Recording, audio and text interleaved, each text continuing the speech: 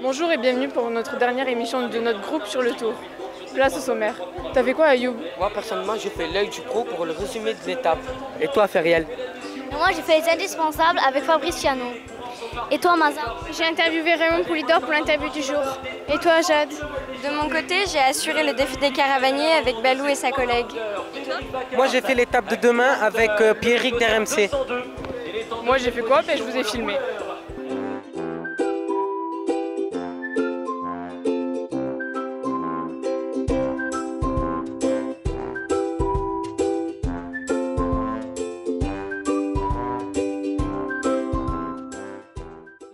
Pour résumer une étape, il faut un œil et un pro.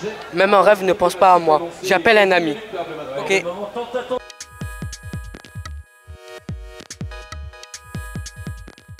Bonjour. Bonjour. Pouvez-vous vous présenter s'il vous plaît? Oui, alors je m'appelle Jean-Luc Gatelier. Je travaille au journal L'Équipe et je suis mon 23e Tour de France cette année.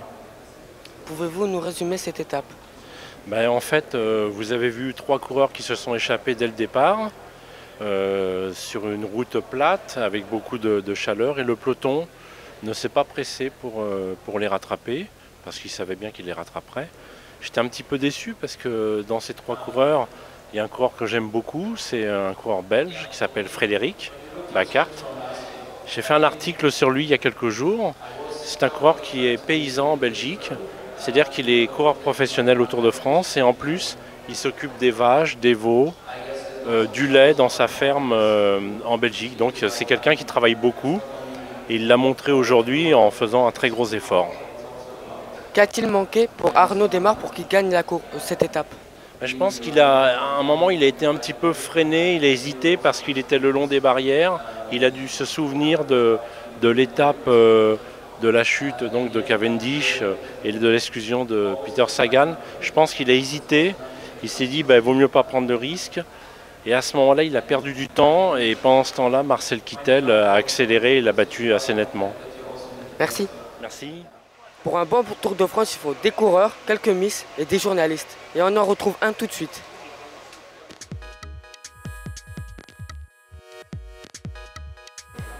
Bonjour. Bonjour. Quel est votre rôle sur le Tour? Alors moi je suis référent d'Amoris Sport Organisation, qui est l'organisateur du Tour de France, en salle de presse.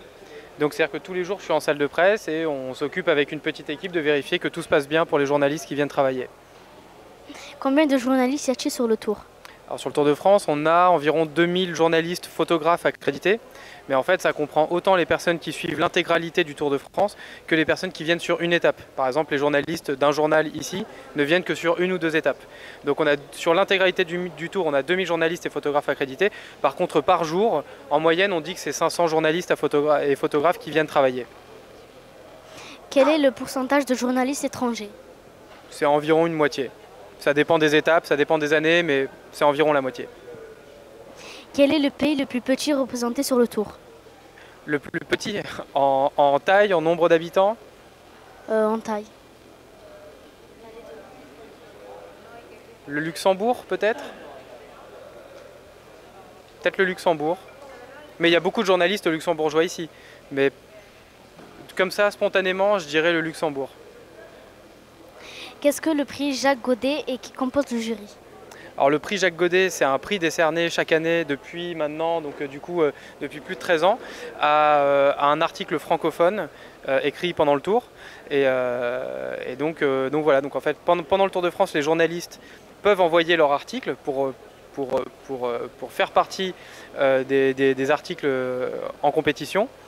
Et voilà, et le prix est décerné, donc le prix du Tour de France 2017 sera décerné en juin 2018 et sera récompensé en juillet 2018. Et qui est Jacques Godet?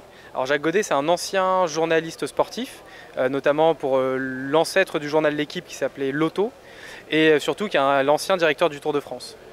Merci. Voilà, merci beaucoup.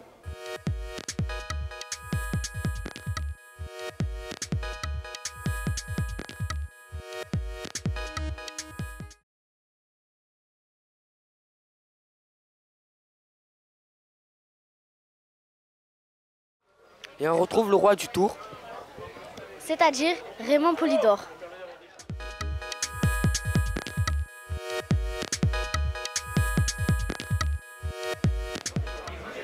Bonjour Raymond, on voudrait savoir qu'est-ce que tu en penses de la nouvelle génération. Thibaut Pinot.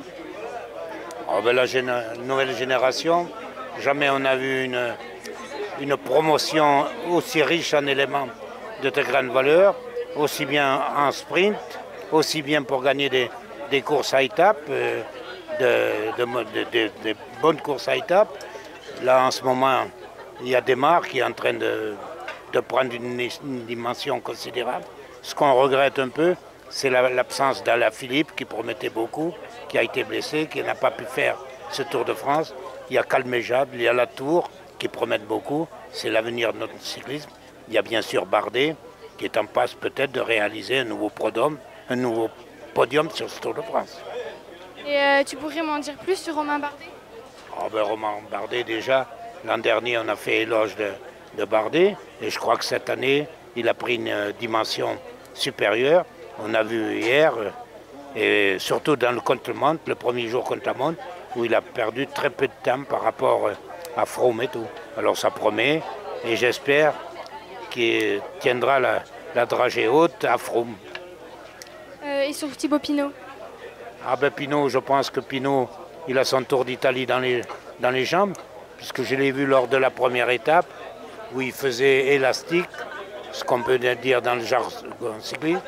Et on a pensé qu'il a joué un peu en se faisant distancer avant-hier pour rebondir dans cette première étape où il jouait à domicile.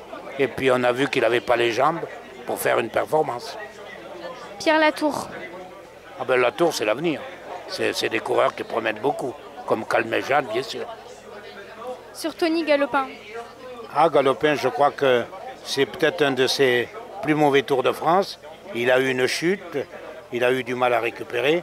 Et puis Galopin, il appartient à une formation qui a beaucoup travaillé pour leur leader, Porte. On a vu hier, ils ont fait peut-être une erreur au point de vue tactique. Bon, ils comptaient beaucoup sur Porte. Bon, mais Porte, on a vu qu'il avait atteint sa limite lors de cette arrivée. Et Thomas Vauclair. Thomas Vauclair, bon, c'est sa dernière année. Bon, le coureur a toujours autant de tempérament. Il a toujours la tête, mais il n'a plus les jambes de quelques années.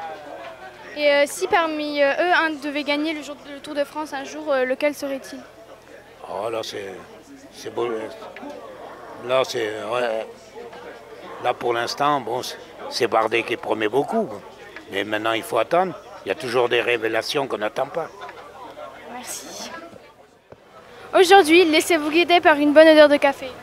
Parce que c'est l'équipe Senseo qui relève les défis des caravaniers.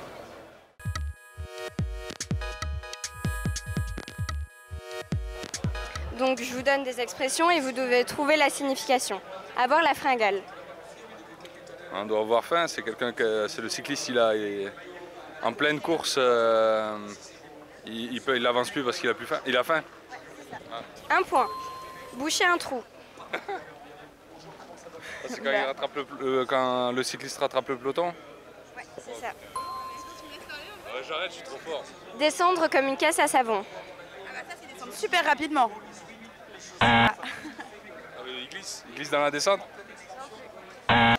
Rouler à la papa. Rouler à la papa. C'est rouler pépère, genre rouler doucement. Ouais, c'est ça. Sucer les roues.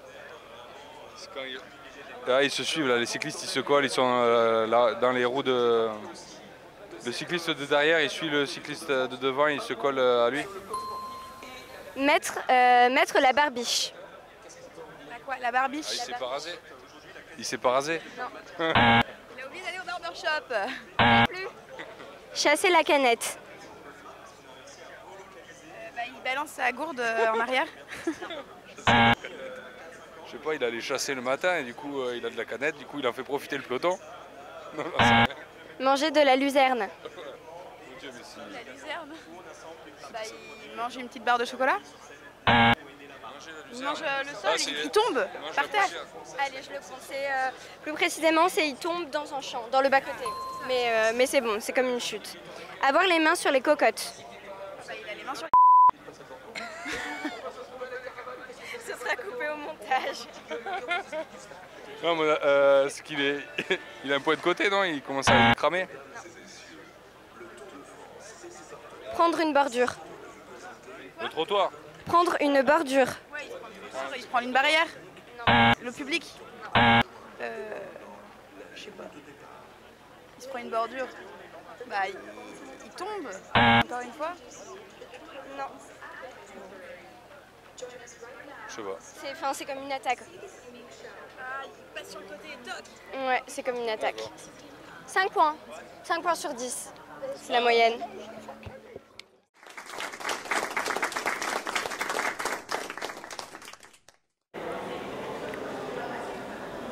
Ben Mazarine, pourquoi tu boudes? Parce que c'est notre dernier jour sur le tour. Oh non mais, certes demain, nous on sera pas là, mais les coureurs ils vont pas s'arrêter de pédaler pour nous. Et il y aura une étape demain. Allez viens, tiens pour te consoler. Merci.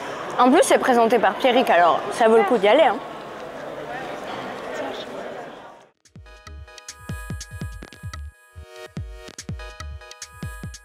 Bonjour. Bonjour Daniel.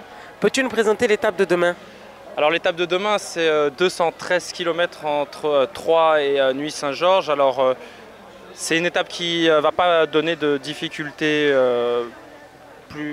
c'est pas une étape très difficile avec seulement une côte répertoriée en 4e catégorie. Donc à moins qu'une longue échappée se dessine et aille jusqu'au bout, on peut envisager pourquoi pas une arrivée pour les sprinteurs. On a vu quelques arrivées au sprint depuis le début de ce Tour de France avec des victoires de Kittel, de Desmar. Donc voilà, est-ce que c'est ces hommes-là qui vont de nouveau être devant? C'est possible, mais attention, on a vu également qu'avec la prise en main du Tour de France par l'équipe Sky, il pourrait aussi pourquoi pas laisser une échappée partir. Et si ça roule bien devant avec des bons rouleurs, on peut pourquoi pas envisager une première victoire en échappée, même si sur le papier c'est une étape qui est plutôt destinée aux sprinteurs. Donc voilà, on retrouvera les mêmes, hein. Kittel, Desmar, Bouhanni, pourquoi pas, on espère en tout cas une victoire française. Et as-tu un favori? Alors le favori, ça dépendra aussi de l'état de forme de chacun, de comment on se sera remis de toutes les étapes qui ont eu lieu jusqu'à présent. Moi je vois bien Kittel parce que je pense quand même qu'en effet c'est une étape pour les purs sprinteurs. Donc je pense qu'ils vont rouler devant, il en a déjà coché une, il est en forme. Ça a l'air d'être un des plus rapides du peloton. Donc voilà, je vois bien Kittel, mais les Français seront placés, notamment Arnaud Desmar. Et attends-tu à une surprise, hormis à ceux que tu viens de me noter Voilà. Il peut toujours y avoir des surprises, on l'a vu notamment lors de l'arrivée à Vittel avec le déclassement et l'exclusion de Peter Sagan, alors que l'étape, on ne va pas se mentir, on s'était ennuyé pendant quasiment toute l'étape et le dernier kilomètre ça s'est accéléré avec la chute de Cavendish poussée par Sagan et l'exclusion de Sagan, la victoire d'Arnaud Desmar. Donc il peut toujours y avoir de surprises. Maintenant, si on est dans la logique, une échappée qui part, les équipes de sprinteurs qui roulent, qui rentrent et Kittel qui gagne. Voilà, normalement je vois pas sprint, mais attention, un tour nerveux, on le sait, on est toujours en première semaine, il peut y avoir une chute. Merci. Bon, c'est déjà la fin de cette émission, merci de nous avoir suivis. Malheureusement pour notre groupe, c'est déjà fini. Mais le tour au pied des tours, ce n'est pas qu'un seul tour. C'est le Tour de France à vélo et le Tour de France à la voile. Et dès demain, les Nantais vont au Tour de France à la voile. Pour un grand départ à Dunkerque. Allez, on peut y aller.